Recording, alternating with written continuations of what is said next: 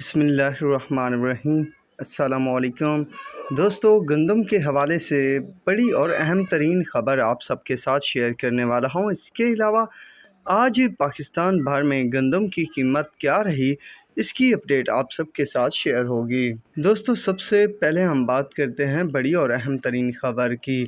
दोस्तों, इस साल जो गंदम की पैदावार में कमी आई है, तकरीबन 29 लाख टन कमी आई है, इक़्तिसादी सर्वे में पता चला है। इसके अलावा किसान इत्तेहाद ने जो अपडेट दी है, उस अपडेट के मुताबिक तकरीबन 15 से 20 खरब रुपए का किसानों को गंदम की वजह से जो है नुकसान आया है। इतना नुकसान बर्दाश्त करने के बाद शायद किसान अगले साल गंदम काश्त ही नहीं करेंगे सवाए अपनी ज़रूरत के।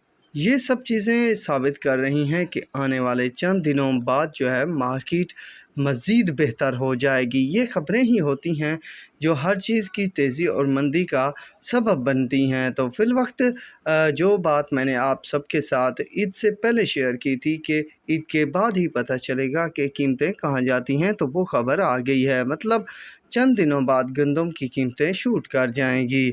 आज गंदम की कीमतें क्या रही तो बताता चलूँ, तो आज गंदम मार्केट इस्तेहकाम में देखने को मिली। वाकेंट और इस्लामाबाद में 2550 रुपए तक की पोजीशन देखने को मिली, जबकि बाकी गला मंडियाँ जो हैं वो इस्तेहकाम में ओपन हुई। आज कोई ज़्यादातर काम भी देखने को नहीं मिला पंजाब सिंध की गला मंडियों में। और सिंध गंदम की बात की जाए तो 6425 रुपए तक की पोजीशन रही। फ़िलवक्त की ये है अपडेट। अगर मज़ीद कुछ चीज़ें आई तो वो भी आप सबके साथ ज़रूर शेयर कर दी जाएगी। अल्लाह हाफिज़।